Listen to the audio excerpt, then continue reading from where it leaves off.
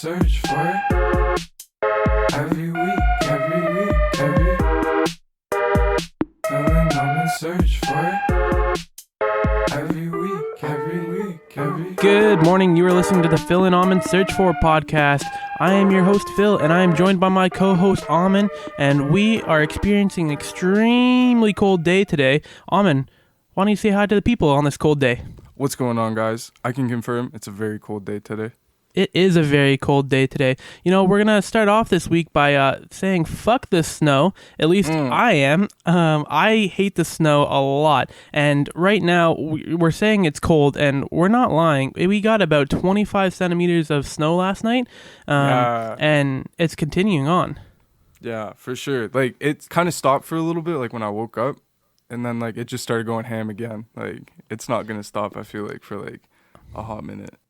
Interesting enough, but I feel like this is like the kind of like, you know, we had like a snowfall last week. This is like a different kind of snow, bro. Like this snow is built different. Last snow, like it kind of melted a little bit, you know, but like the conditions are here to like support this snow. You know, it's a little bit colder outside now.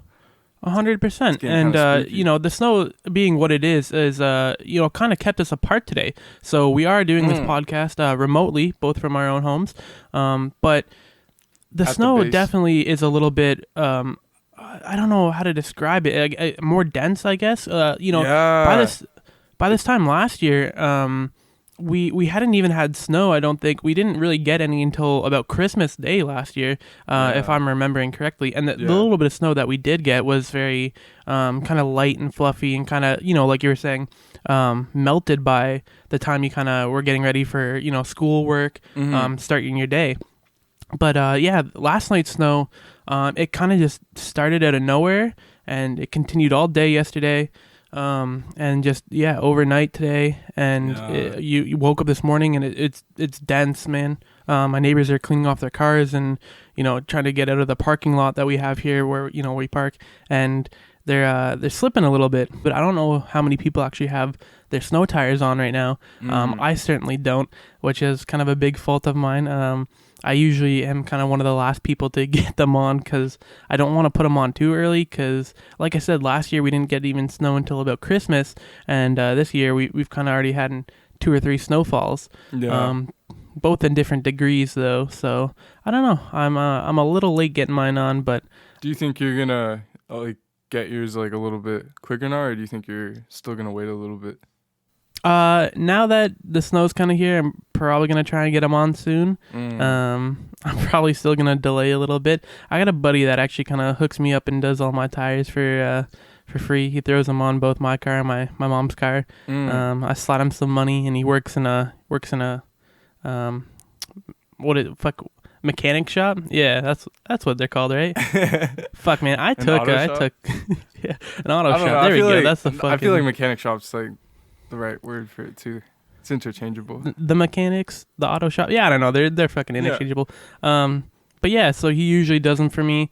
I just kind of, you know, bring my one car in, bring the other one in, just, you know, wait there for the half hour, 45 minutes or whatever it takes for him to do all his stuff. He comes out to me.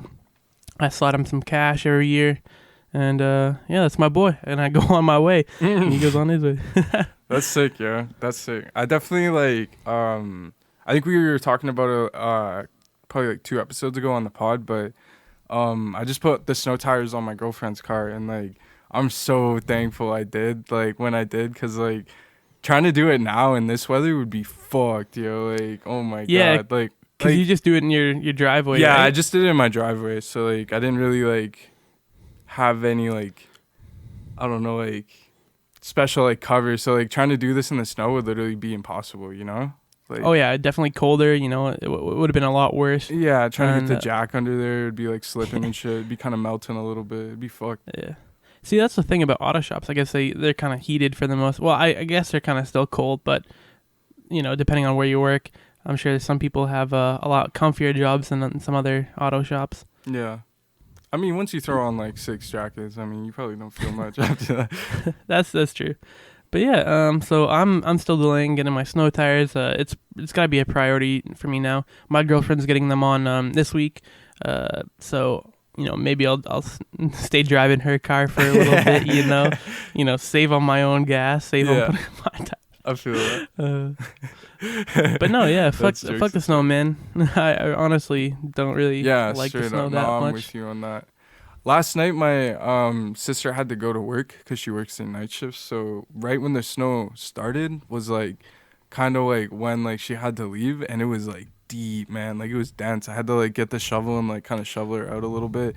And also like so me and my dad put the tires, like the snow tires, on her car, but I feel like when like my dad did the one back tire, he didn't really put it on the right way. Like that shit is kind of a little wobbly looking to me. It's wobbly? Like it's not wobbly, but it's like it's obviously like tight. Like it's not like loose or anything, but like the angle of it is like angled out a little bit more, and like I know that's not good for the rim. So I was like telling my dad about it. My dad's just like, "Oh, it's just the way the snow looks," and I'm like, I don't know about that, boss man.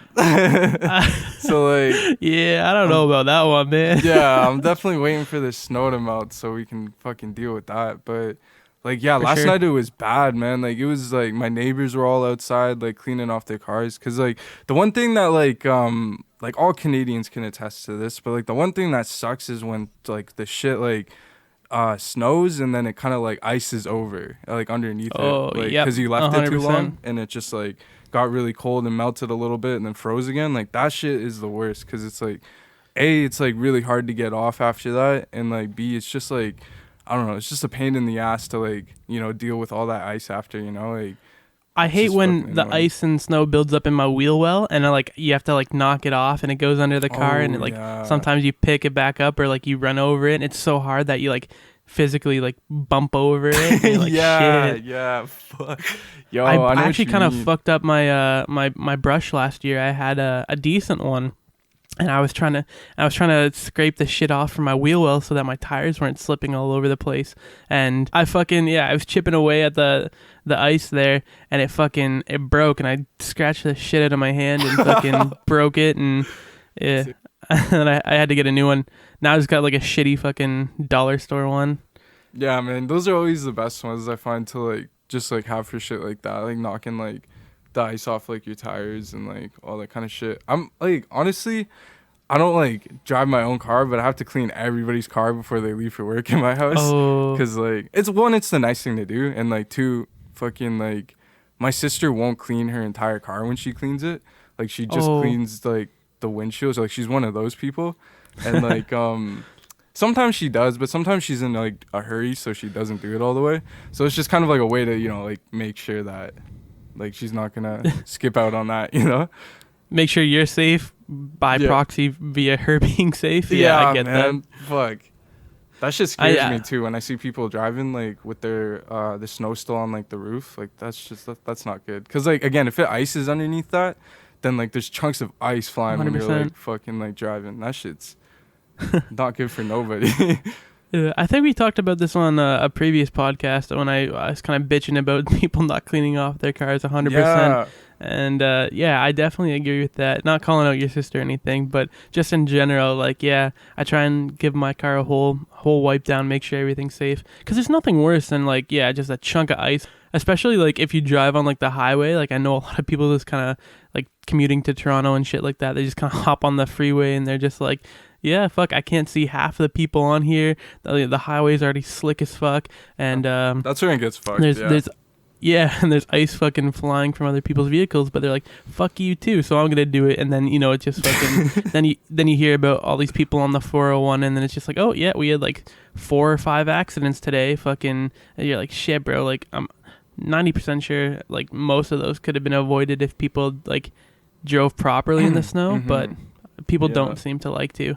Do you think it should be like mandatory in like places like Canada where we have like a lot of like wintertime driving, that you have to like do your driver's training in like the wintertime and like that kind of shit? Because like I feel like a lot of people don't really know how to drive in the winter, and it's not stressed enough because like I don't know, like obviously it's not winter all year, but like a good portion of the accidents people have happen in the winter time, you know? Yeah, see, like, I think it's already hard enough to mandate people get their fucking licenses in, like, the summer weather because people are just fucking trash drivers.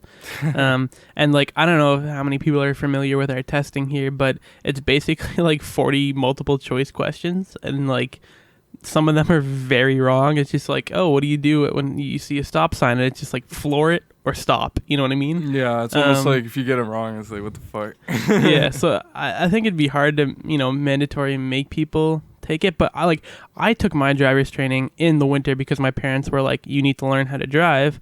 And the first, because like, after I got my G1, like in Canada, you have to wait, or you can take like driver's training and like get your G2 early and like all that shit. So the way my birthday like worked out and when I got my license and everything, and I did my training was in the winter. So my parents I was going to wait until spring. My parents were like, no, finish out the winter, learn to drive in the snow and shit.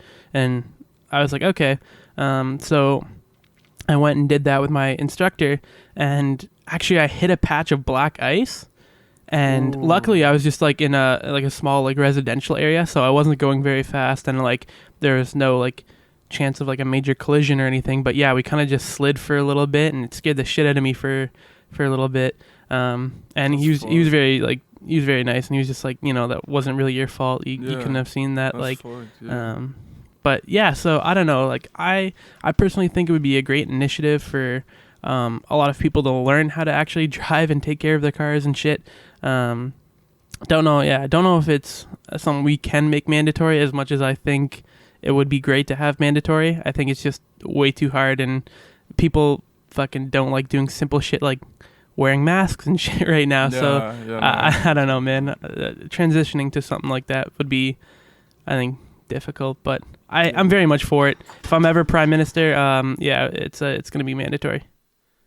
I feel you on that, because like I know like when I was doing my driver's training, again, like I did it in the winter like you, and like a lot of the focus of like his lessons were driving in the winter. And like I feel like I know that not everybody else like got that kind of like, like lesson experience. Yeah. So like I don't know, it just kind of feels like people should be like getting that, because he made it like really simple for me, and there's like things that he taught me like back then that like I still like remember to do when I'm driving now. And like yeah, actually that's a good point too. I don't know, like, sorry, I didn't mean to cut you off there, but yeah, no, I don't know if your driver instructor did this, but I'm really good at parallel parking, and I know that's like a major issue. I actually taught your girlfriend to parallel park. I don't know if she still can or not. Yeah, no, I need to reteach her. But yeah, and the way he made it so simple for me was my instructor actually busted out like a little Hot Wheels car. Yeah. Yeah. Well, yeah, too. Yeah. I remember my guy did this shit too, bro. Did he? Okay. Yo, where did you go? Did you go to that place on Hespeler Road? Yes. Okay. Yeah. Say less. So it's probably we had a similar instructor. Did you have the same guy? His name started with a Z. Oh, dude, I can't remember. It's been so many years. No disrespect to him. I'm sorry. Oh fuck! I'm trying. He was like an older like dad type. Yeah. He had like a dad bod. Had like yeah. Okay, yeah. I think we probably just had the same instructor. Yeah. Yeah. He was pretty sick. He was a very nice guy. Yeah. Sometimes he put his feet up though, which was kind of weird. Oh, he never did that for me. Yeah, that was. I don't know why he did that. Maybe because he thought we were both this like brown, so it was like okay. He might have taken. But like maybe I also think maybe it was a subtle way to show me like I don't even need to put my foot on the brake for you, dog. Like he trusted you. Yeah, and I was just like I didn't even take it in back then. Instead, I was like more concerned about why is this man putting his leg like that.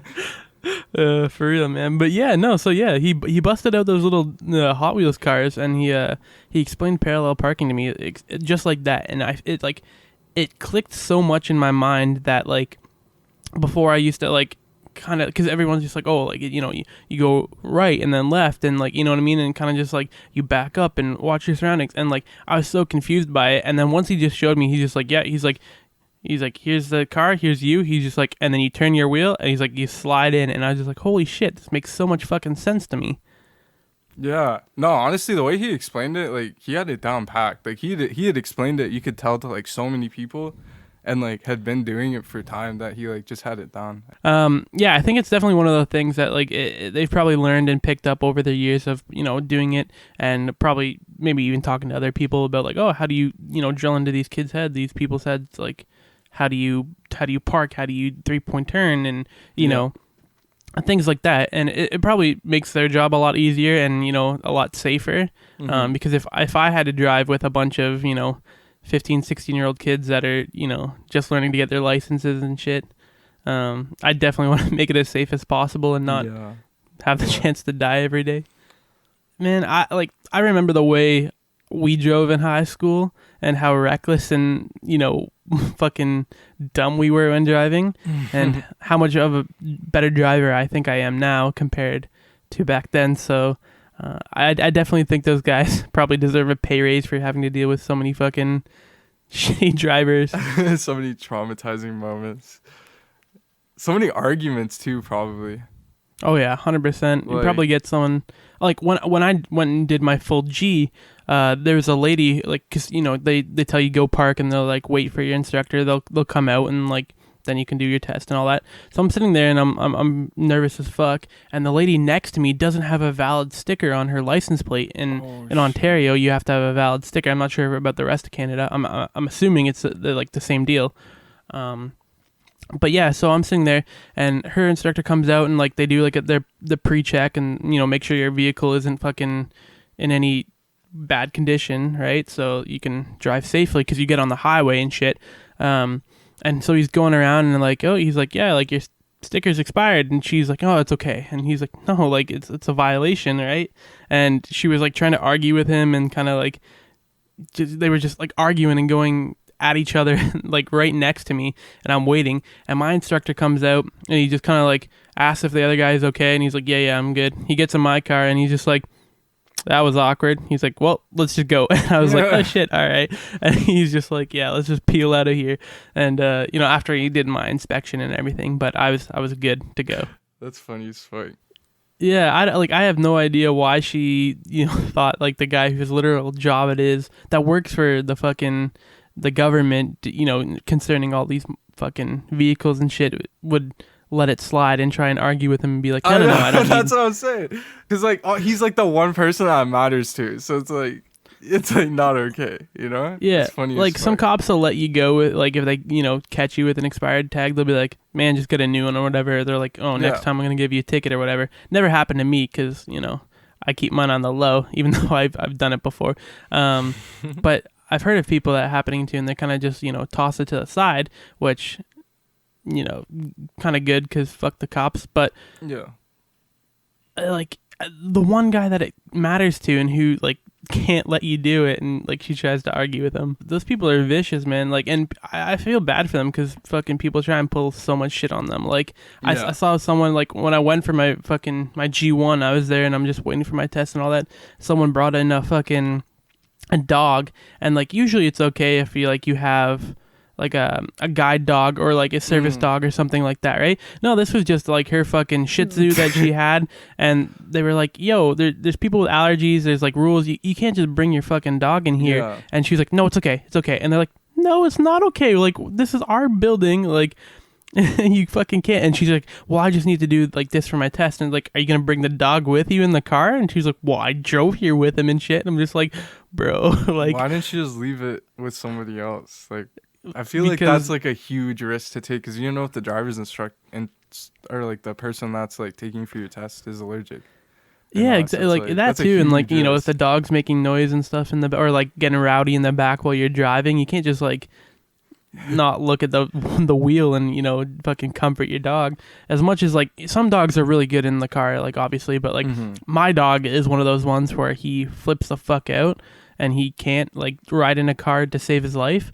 So he's like, he would definitely be one not to take. And I can't, you know, say her dog was either one, you know what I mean? But I'm assuming it probably would not have been good. Man, like, they're probably going to make her, like, leave her dog outside or something, worst case scenario. And, like, she has a small dog, right? So it's like, if you're worried about that, why don't you just, like, leave it at home, you know? Like, because that's, like, a very, like, fucked up condition to leave your dog in. If you're going to go write a test, like, just leave it there. Like, what the fuck? I think it's just because people are crazy. But speaking of people being crazy, man, I wanna tell you some stories about being a child. And and I had some crazy moments in my childhood. We've kind of already talked about some of the shit, in previous podcasts about how wild my childhood was. But I want to talk about this one situation. I was telling you a little bit right before the episode. But I had a really fucking shitty babysitter growing up, and we lived in the same complex when I was a child. And luckily she only babysat me for a few years. But I've previously mentioned, I think last podcast, how like my brother was sick for a little bit. So my parents, were in the hospital, with him and, gone for, a bit sometimes. So they would leave me with her, and she fucking was the most crazy piece of shit I've ever fucking encountered, I think. Fuck, man. I cannot eat certain foods to this day because she fucking used to force me to eat them. She used to constantly make me tuna sandwiches and shit, and I hated fish as a kid. Yeah. I'm starting to slightly grow on it now that I'm getting older and my taste buds are changing. Mm-hmm. But yeah, she used to force me to eat that shit. My parents would always be like, "Why the fuck did you do that? He doesn't like that. Don't do it again." They're like, "Just make him a peanut butter." They're like, "Do we have to buy him a loaf of bread and peanut butter for your house and all that?" And she would be like, "Oh, blah blah blah. That's just what I made. I wasn't making anything else. Everyone eats the same shit or whatever." And she always had her bullshit excuses. But yeah, she would just force me to fucking eat this fucking shitty meal all the time. And I don't know if as a kid, I'm 5-6 years old, and my parents are gone, dealing with my brother who's in the hospital and shit. And I don't want to eat tuna and fucking, so yeah, I just used to have these fucking crying fits or whatever, and then that would piss her off more. So then she'd get pissed off at me, and she would sometimes stick me, yeah, we talked about this before, but punishment, sometimes she would just stick me in the corner and would just leave me there, because that was a super white person punishment. Yeah. And so I just put my nose in the corner, I would just stand there, and then I don't even know how long, it might have been 20 minutes, half an hour or some shit. But it would make me worse, and I would cry more because what kid wants to be punished? And now I'm hungry, I'm sad, and now I'm stuck looking at a fucking wall, bro.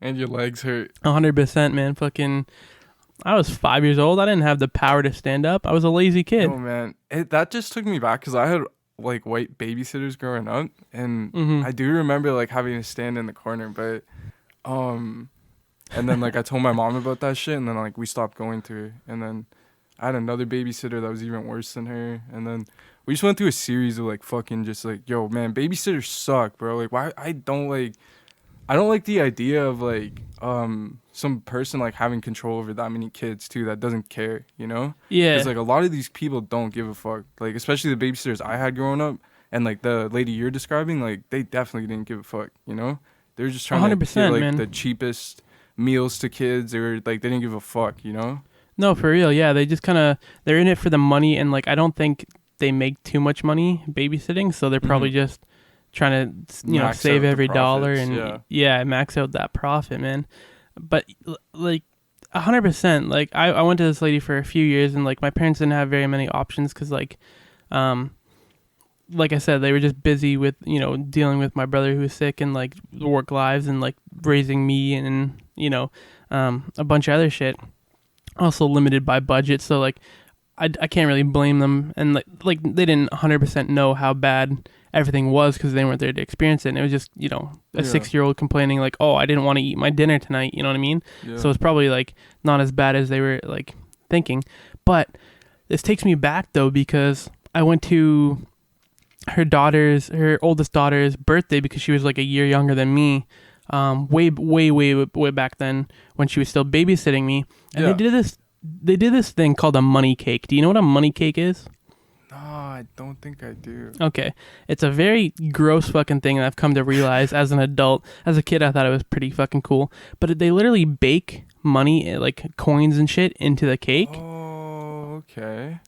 And then fucking you cut the cake, and whoever gets, you're eating it, and That's you open. repulsive. Yeah. Were they in Yeah, like you fucking open a toonie in your cake. Oh, they were just sitting in there, eh? They weren't in like a case or nothing? No, Dude, it that's was literally fucking just in there. disgusting. That's actually so Yep. gross. Think about how many Yeah. hands are on the inside of that cake.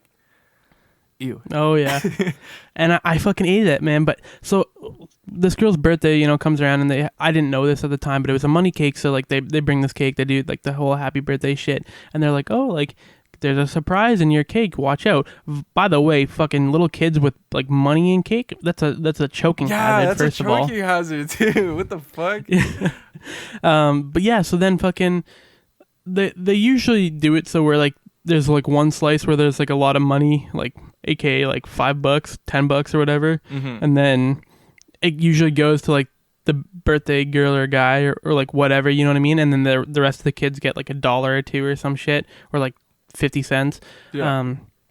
So fucking I ended up getting this slice with like the most amount of money, and because whoever cut the cake fucked it up and gave like me the wrong slice. So I'm munching away at my cake, and hey man, there's a dollar, sick. There's a toonie, fuck, and I must have collected like, I don't know, like $6-7 or whatever, and fucking, oh my god, this girl, she gets pissed because it's supposed to be her money. Her mom is just like, nope, that's not yours, and she's fucking swiped the money from me, bro. Oh, what a bitch. Yeah, she swiped the fucking money from me. It was just like, no, that's for my daughter. And I'm like, as an adult, I kind of realized, like, okay, like, yeah, someone fucked up there, and like that was obviously for her daughter. But I was just like, Still, young man, me was like, fuck, man, I cashed out. No point in stepping on one kid for another kid, like she exactly just gave like her kid some more money, man. Like, what the fuck? Slide a $5 out of your pocket, bro. Yeah, take Holy a bill shit. out, bro. She'd be way more happy with like a fucking like $10 bill, some crisp, Back in the day, the paper bills felt different too, felt special. Oh man, yeah, exactly. Those old paper bills, holy shit. Hell, I love them.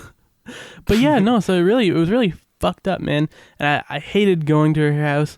And that's one of the many fucking examples I have of fucking being at her house. And yeah, I remembered the fucking money cake incident the other day, and I was telling my girlfriend, she's just like, that is fucking disgusting, like, because of like the money. Also, it's really fucked up on your babysitter's part. And I was like, yo, this isn't even half of it, bro. Yeah, this lady sounds fucking terrible, man. 100%, man. I really wish the worst for her. Her kids, obviously, God bless them. Hopefully they're all right. But yeah, fuck her, man. Rotten hell. Yeah, straight up. As much as I'm fucking getting on this. Bro, I had a babysitter that lived next to me for a bit. So like the house that's next to mine is owned by this one dude that has been like renting it out since I was like a little ass kid. Like he lived there for like a couple years when I was still young, so I'd like remember what he looked like and all that. But like past a certain age, he kept renting it out. So there's this one family at one age when I was probably like, I want to say like 6 or 7, around there. Definitely like no older than that, but I was still pretty small. My sister was like, yeah, it definitely was around then because my sister was like 10. So we had this family that moved in next to us, and they were like fine and all that. They were babysitting a lot of the local neighborhood kids. So my parents like got in on like the action, and we're like, yo, can you watch our kids too? And they were like, yeah, sure. So it turned out to be okay for the first little bit, but then these motherfuckers got real dark and fucked up, bro. They were like beating kids and shit. And like I remember like the one dude like slapped me on the back of my head and like holy fucking shit, like that kind of shit. Yeah, it got shut down like quick, dude. And then they ASAP, like moved away after that shit. Yeah, it was fucked up, bro. Like it was not a good time, And like I don't know, after holy that fuck. for like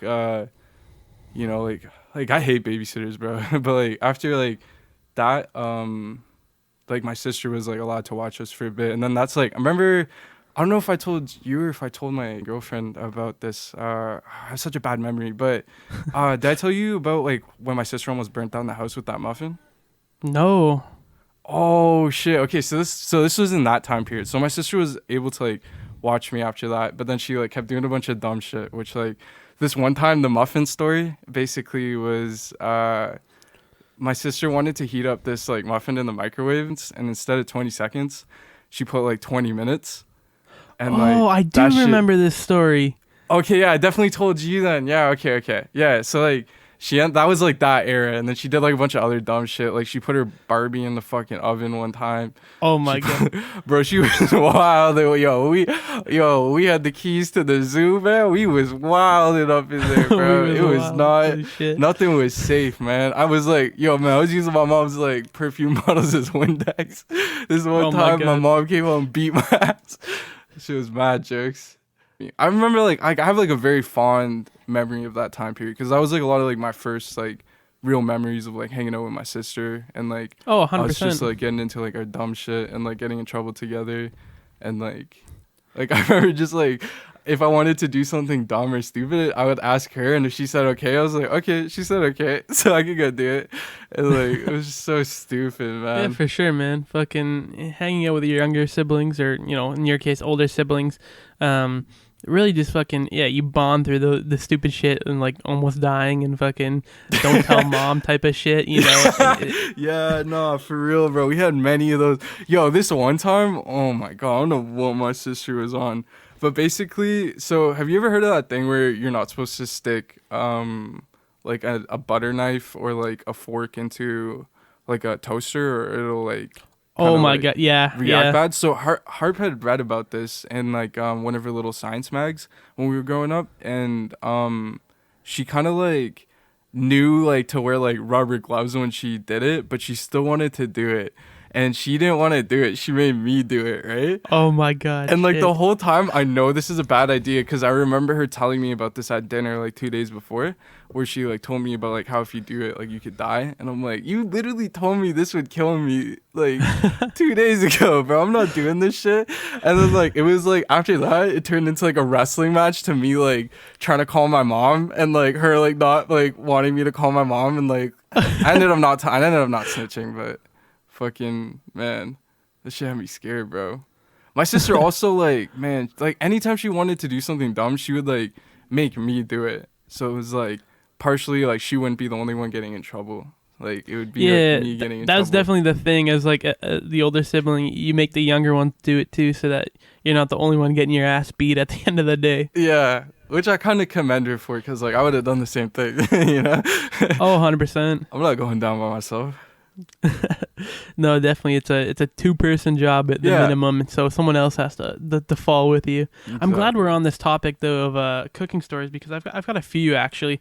When you mentioned the toaster, it brought up this memory. I have a scar on my left hand, just right like above my thumb, because as a young kid I was getting ready in the morning for school and, as kids do and all that. And like I said, my parents were, busy with my brother and shit like that. So, I was hungry and my mom was like, I'm going to make you like toast and all that. Right. And so she popped it down in the toaster and she was like, all right, I'm going to be back to butter it in a minute. Leave it in the toaster. And I was like, no, fuck that. I'm hungry. So I grabbed the chair and I, was looking at the toaster and I went to go grab it. And I didn't know you had to like push up on to make it like the toaster pop, and so I reached my whole ass fucking thumb in there and to try and like grab the toast, and I ended up touching one of the sides, the heating elements, and I burned my thumb really fucking badly. And fucking I still have the scar from it to this day. I had to go to school with like ice on my thumb, and my teacher's like, "What the hell happened?" Basically, and I was like, "I burned myself," and they're like, "How?" And I'm like, "I touched the toaster," and my mom, doesn't let me live it down to this day that I fucking was a dumbass and put my hand inside a toaster and burnt the shit out of myself. She's like, I told you to wait. I told you I was going to butter your toast. And I was like, no, I want it now. I definitely like remember like not waiting for things like that. And then like I ended up like fucking myself up because I grabbed it too quick. Like grabbing a hot pan or some shit like that. Oh, yeah. I've done that a few. I don't know if you've ever done this, but I was cooking a lasagna the one time. And I just totally fucking blanked about putting oven mitts on. Oh, no. And luckily I only used one hand. And I went and I grabbed the fucking corner of the pan. And I burnt the shit out of my hand. Luckily, no scarring or anything that bad. That's nightmare fuel. Oh, yeah, I don't like that. I don't even remember to this day. Like, I don't even remember how I fucking forgot oven mitts of all things. But yeah, I stuck my fucking hand in this hot oven, felt it was hot, and just full on grabbed that motherfucker and dropped the fucking lasagna because I burnt the shit out of my hand. Oh man, was it salvageable or was it gone? No, it was fucked, man. I fell on the floor. That's funny. Yo, you remember that one scene in SpongeBob where he was like fucking I don't know, like I don't remember the context, but I remember he just puts his hand on the fucking Krabby Patty grill and he like leaves it there. Yeah. That scene's like burned into my head, man. That shit's so gross to me, and like like I hate like skin burning and like especially like grabbing something hot with your hand and then like disgusting. Yeah. No, it definitely I do remember that scene from SpongeBob. Fucking I don't know why. Yeah, he just leaves it on the grill and burns the shit out of himself. SpongeBob was crazy. So I don't know if you remember this, but there's one where he fucking has like a bucket of his hands and he starts eating them. I think it's the hash slinging slasher episode, and like he's nervous and he's like running out of like nails to chew, and then like he just starts like gnawing at his little hands. And then he like keeps and then he grabbing has, like them. a bucket of them and shit.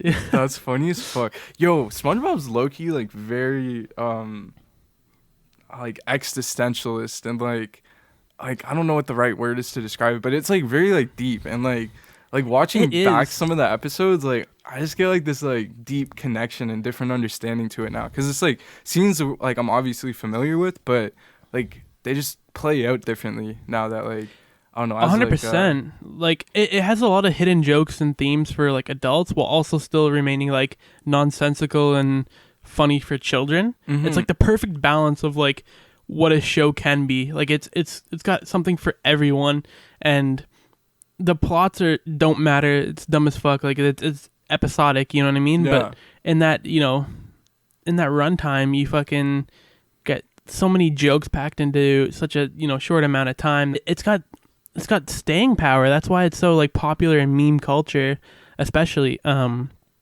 Like SpongeBob just stands the test of time. There's always a SpongeBob scene for like any joke or meme that you could want, and like you can make it into fucking like. Do you remember the episode where he fucking like he rides a rock? Yeah. Yeah. Like it. Yeah. They got the Krusty Krab pizza, and he's just like a rock. He's like, we're saved. Like he's like he's like, people used to ride these for miles or whatever, and you're like, what the fuck? This guy's on crack. Like it's a fucking rock. It doesn't drive. And then the episode goes, and he starts revving it. Like this fucking like somehow it all works out, and it's like weird how certain things work out, and like I think that's like the part of like the genius behind like the writers in SpongeBob is like you like really suspend your disbelief when you like watched it. You like don't care that it doesn't make sense, you're just like more happy to be along for the ride. And, like, 100%, man. Like it brings me like, I don't know if you remember this episode too, but fucking there's one where they think they kill like the health inspector. So they try and hide his body, and they're like they shove him in the back of a trunk, and like and like the cops like pull them over or whatever, and they're just like, what's in the back of your trunk? And like there's like shovels and dirt, and like they don't find the dead body because the guy's not actually dead. He like fell out and he's like half alive, and it's just like, fuck, man. Like it's so funny how like they can bring the potential of like this innocent cartoon character into like a murderer and make it fucking hilarious. You know what I mean? Mm-hmm. And like a lot of the art style didn't really change other than like lighting and like shading, and like like when they went to bury the body, it was like a lot darker in that part of the episode, but then like nothing really changed about the show, but they were able to like convey such a different story with like the main characters that are like usually portrayed as like goofy, and they were portrayed as goofy in the episode, but just like for sure. Sinister. It's definitely, I think it's one of my favorite shows from my childhood. There's so many shows that I loved as a kid that had such like cultural and like developmental like importance to me. Which show would you say like give me like a top 3 of like shows that impacted you, that like you think like changed your sense of humor to how it is today, or maybe like changed like the type of art style that you like, or like like that kind of shit? Definitely SpongeBob was one of them. Yeah, I'm with you on that. I think Sweet Life of Zack and Cody. Really? Yeah. I don't know. Does that count? Because that's like live action. Yeah, I would say that counts as a kid show. All right. Fuck, what would be like a third? Oh man, Off the Dome. This is kind of hard, but like, I don't know, cause like I watched like a shit ton of stuff as a kid, like Fairly Odd Parents and like Danny Phantom and stuff like that. Like, or like all the YTV shows. Like I don't know, like this probably wouldn't be in my top 3, but like those definitely had like the importance too, because they were kind of like by similar creators and had kind of like the similar humor. Not as great, obviously, but definitely a lot of the shows like that. Like the main Canadian kid TV shows I watched. Like I don't know. Do you remember the Weekenders and like yeah Disney's Fillmore and stuff like that? Oh, like I Fillmore love those. Like lit, bro. I love Fillmore that is show. one of my favorite things, and I wish they'd bring it to Disney Plus, because it's like a police procedural show, but for like middle schoolers, like they're hall monitors, and they treat it as like the most important shit. Like, the school mascot gets fucking stolen in one episode, and they have like a whole like investigation, and there's like there's like these archetypes and fucking characters, and they're treated like mob bosses and shit, and it's just like these kids are like 12 in the show and they're pulling off like major heists, and like it's not for money or anything. Like it involves like candy and shit like that, and it's like so dumbed down for kids, obviously, but I love it. Yeah, no, I remember that show had like a lot of really like funny like jokes, like watching back, because like I found it on YouTube. Like I'm pretty sure you can still maybe find some of the episodes up on there, but like I just remember there's like a lot of real funny shit, like looking back on it. And like I don't like always like deep dive on like a lot of shows I grew up on, because like I tend to like, I don't know, like this might be weird, but I get like this like sad sense of nostalgia looking back on some shit, and like I don't know what it is, but it's just like that emotion comes out. So I don't really like deep dive on a lot of shows, but that was like one show like I loved it when I was like watching it, and like definitely remember watching it with my sister when I was growing up, and like we would like, like wait for that like block in like the TV. Do you remember like looking at the guide and like just 100%. like figuring out which blocks you wanted to watch? You're like, okay, I can go do this in this time period. Like I can go look at my Yu-Gi-Oh cards from 1 o'clock to 2 o'clock, and then I remember when my parents upgraded from like basic cable, because like you couldn't you could go to like channel like 13 or whatever, and you had to wait as it like scrolled across. But then like when satellite TV became like a thing, and you could like press guide and see what was coming up like in the future, and you could be like, oh yeah, okay, like 4 o'clock, it's gonna be my turn to watch fucking Kim Possible. Actually, you know what, Kim Possible is probably up in my top 3 Kim too. Possible, by the way. Rufus was fucking jokes. 100% or Unstoppable. She goes bad as fuck. What was Buddy's name in like the little like closet with all the screens? Wade, that guy was sick, yo. I thought that guy was mad jokes.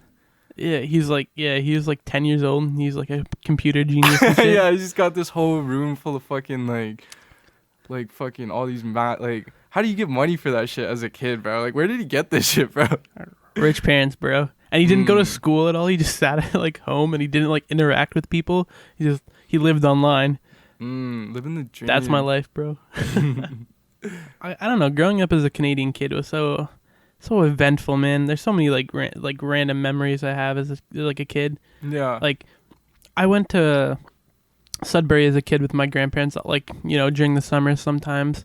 And I don't know if you've ever been up there that north, but fucking there's like a giant nickel at a museum. Oh, I think I've seen like pictures of it before. Yeah, and fucking I found a picture the other day of like me and like my siblings like sitting out front of it, and my sister looks kind of pissed off, and me and my brother are making like goofy faces, and like yeah, grandparents were just like, "Yep, here you go, just a big nickel," and then they took us doing other shit. What do you think that'd be worth, a nickel that big? Because you know how like there was that whole thing where pennies like cost more to make than they're actually worth. Like how much do you think that like the ratio for that would be? 5 million. 5 million. That'd be crazy, man. You imagine? Well, back in the day, people used to pay like that, eh? Like they used to just come up with like fucking a random assortment of things. Yeah, fuck, man. Like thinking back like the old days, and they'd be like, "Oh, $4,000 is basically equal to like 8 million today or some shit," and you're like, "Bro, conversion and inflation and holy fuck, man. We getting fucked over, man. That's crazy. That's why people bought a house for like $20,000 and it's worth like 1.3 in like Toronto and shit like that. Yeah. They're like, damn, man, like I wish I could buy a house for $20,000. Good luck getting one under like $400,000 these days. That's the real like kind of like sad thing that's happening right now too, though. It's like there's a lot of people that just bought houses and like had to pay a ridiculous amount, and like already like interest was crazy on them, and now like COVID's happening, and like people don't really know what's going on with mortgage payments and all that. It's just fucked time to buy a house right now. Yeah, my girlfriend's sister is actually trying to look into buying a house within like the next year, and I'm just like, man, like, good for her, obviously, but like, yeah, that's really good. Yeah, fuck, man, house prices are just super inflated these days, and it's just like, damn, kind of like, that's crazy, man. Yeah, and it's just like, what's the housing market gonna be in like 10 years from now? Like, what's it gonna be like when we're 80? You know what I mean? Like, entry level house is gonna be $3 million. Yeah. Man, even I honestly think like at that point, man, they're just gonna be pods, like just like little fucking like 4x4 things, like Star Wars style, like fucking. Yeah.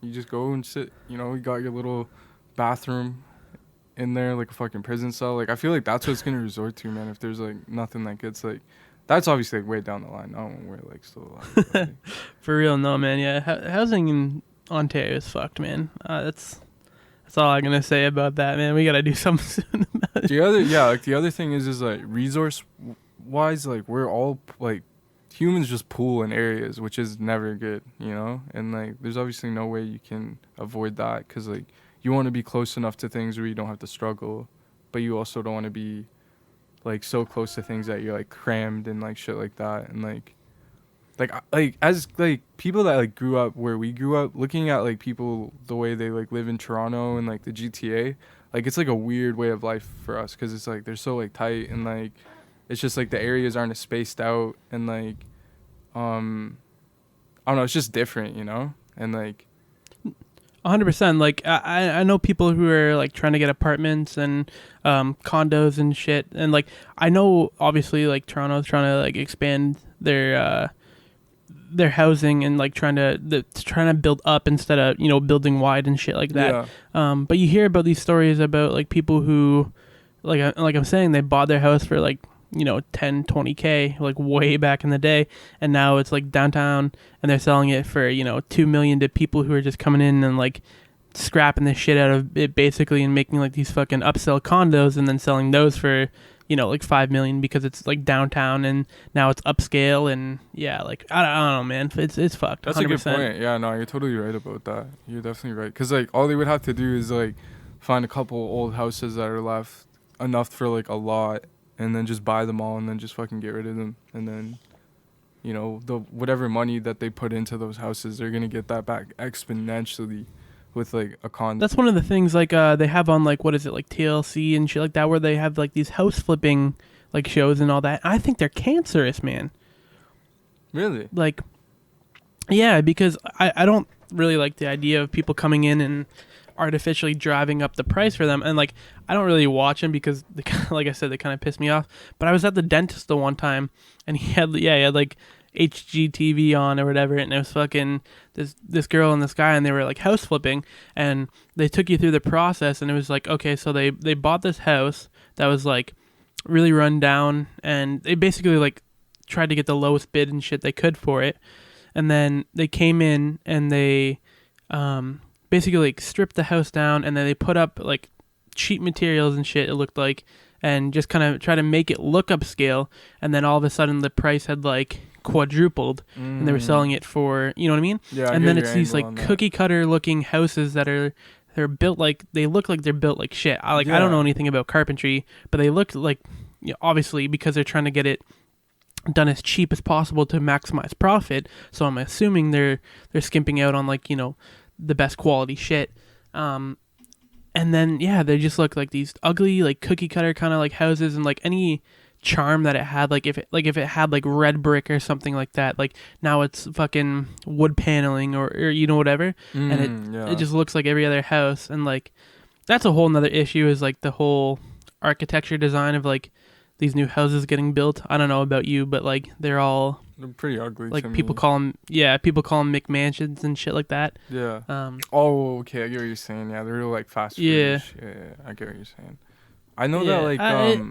like a lot of the houses that are getting like there's like that new subdivision that's like right over on Maple Grove. Have you seen that one? Like Oh yes. Yeah. yeah, like those ones are literally getting like only a certain amount of plans. Like when they made that division, like you could like buy a house, but you could choose from like which like house design you want, but there's only like certain amount of house designs. So Yeah. like, do you get what I'm saying? So like they're all pretty much like they're making like multiples of the same design. So like you literally And like I get it because it's probably like a lot harder to do like 800 different designs for, oh, most just definitely. a row of Most houses, and definitely. it's probably easier just to have your guys trained to do 3 simple structures and all that. But yeah, I don't know. That's the difference between like you were saying like a McMansion and like a gourmet like mansion, Yeah. you know? Like Yeah. one that's like 100%. One that actually looks nice and yeah. like shows you have money, and one other just kind of you're trying to convey that you have money, but you really don't, type of thing. Yeah, you're kind of like locked into this house for the next 30 years. You know, you don't even own it yet. You just exactly paid for the first. You're just fucking renting out this shitty house. I don't know, man. That's one of my pet peeves. Is like I just don't like the whole restructuring and like tear down of like old houses, I guess. Yeah. Yeah, you know what I'm trying to go for sure, man. And I think like to a certain extent people are willing to pay for it, right? So they're going to keep making it. And like I think that like a lot of people today just like it's like their first house that they're buying in like those kind of divisions, or it's like, you know, they're like coming from another living situation and they're like buying that as their first house. So people aren't really like too picky usually. And like that's true. And like a lot of people are coming from like Toronto and like buying housing here so they can commute and stuff, which is another issue in itself. Yeah.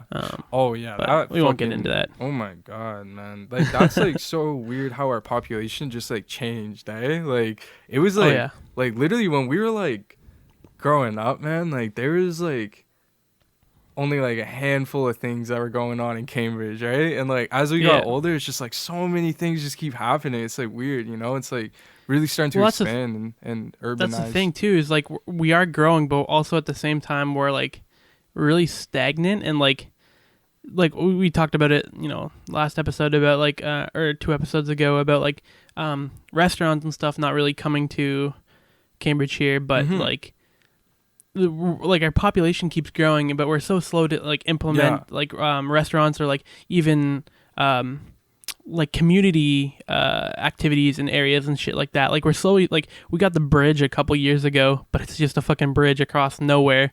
Cost a lot of money. It didn't really like do anything.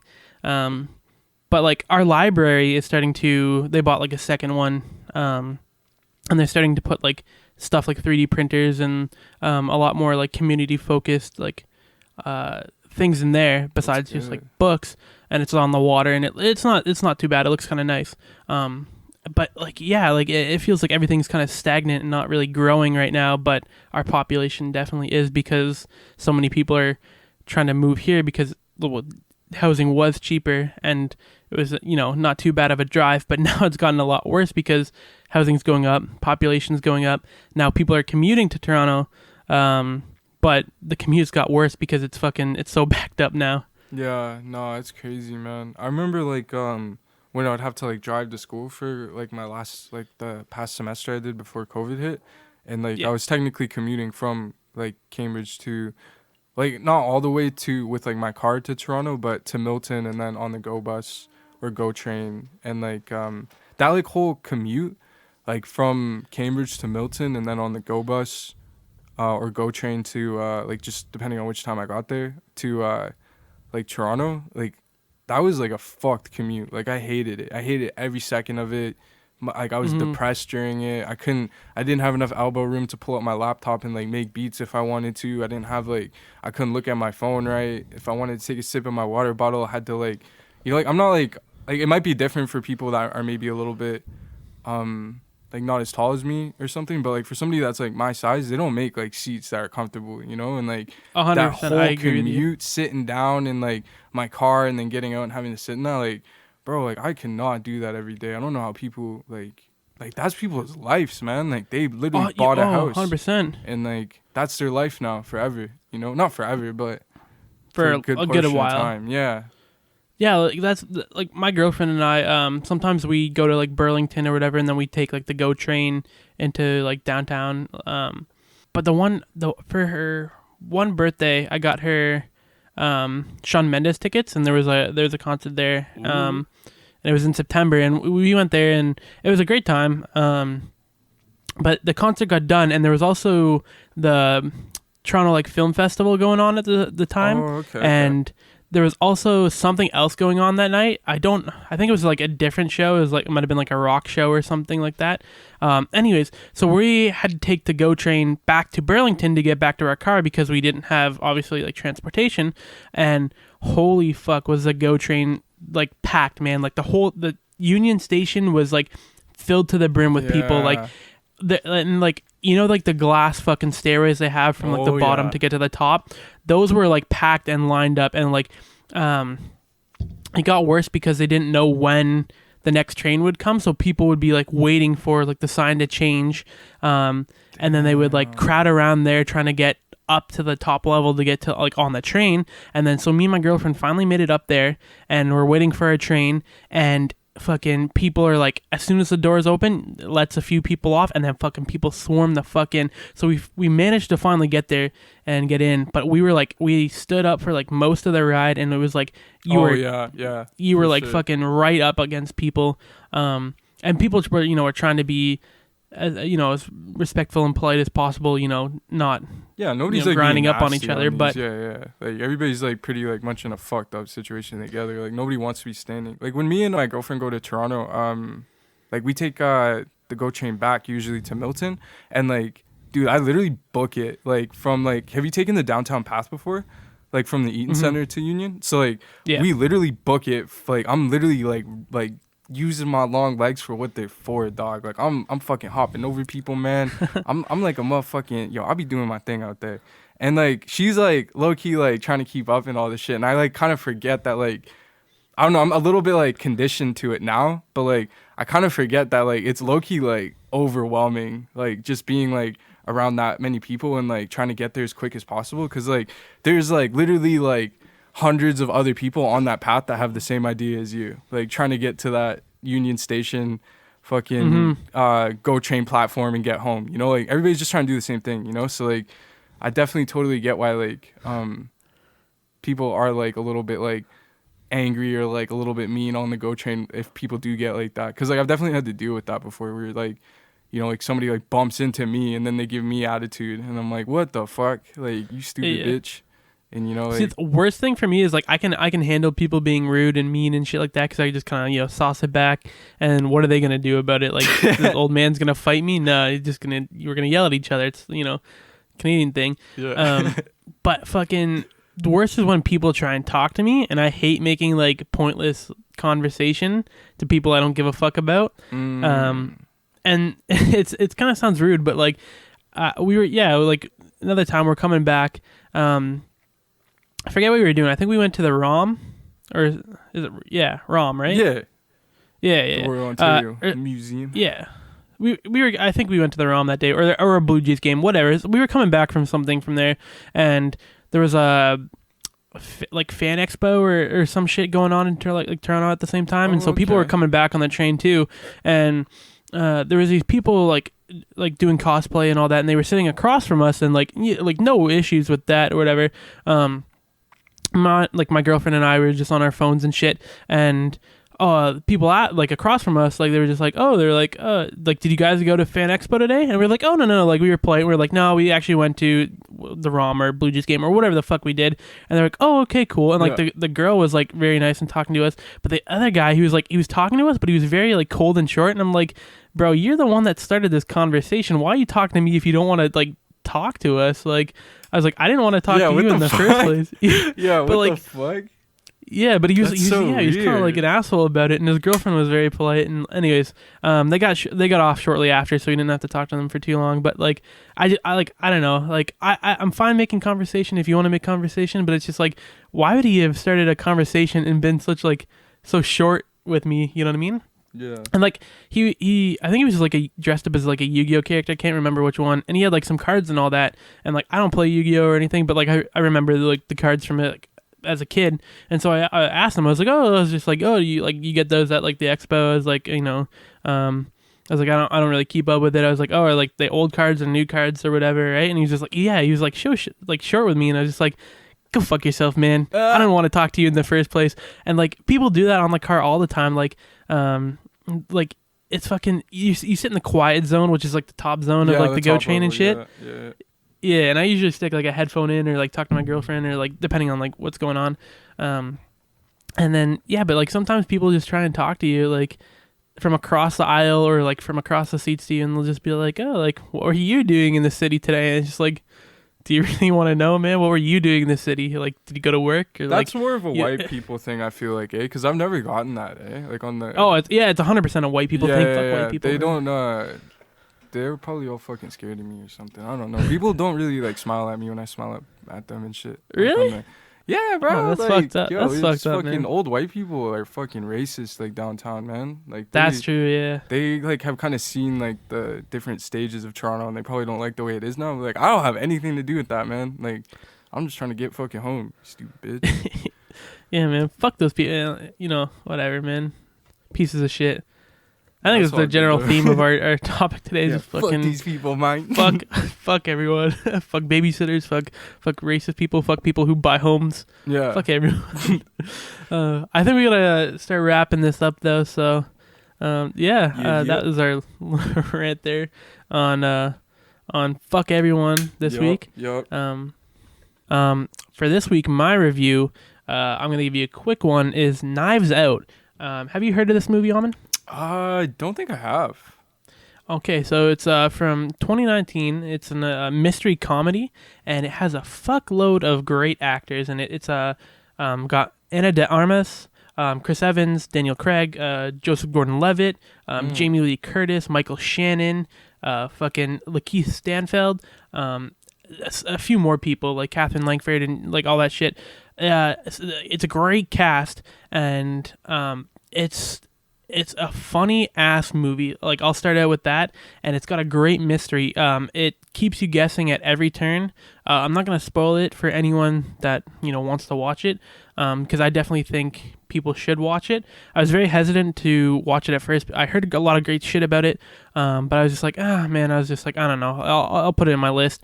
Eventually got around to it a bit ago, and I'm gonna say this is like a solid 9 movie. Like it's got an interesting plot. It's got a lot of humor.